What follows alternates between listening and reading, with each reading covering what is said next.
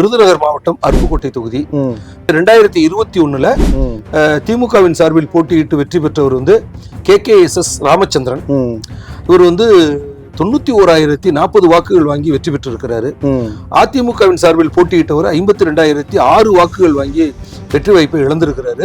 திமுக கூட்டணி 39,034 வாக்குகள் வந்து கூடுதலாக பெற்று இங்கு வெற்றி பெற்ற ஒரு தொகுதி. தான் அமைச்சர் அப்படிங்கறத ப்ரூவ் பண்ணிட்டாரு. ஆமா, சரிங்க சார், சரிங்க. 2024 மக்களவை தேர்தலில் அருப்புக்கோட்டை தொகுதியில பதிவான வாக்குகளின் விவரம்: திமுக கூட்டணி 49,381 வாக்குகள், அதிமுக 61,659 வாக்குகள், சரிங்க சார். பாஜக 23,673 வாக்குகள்.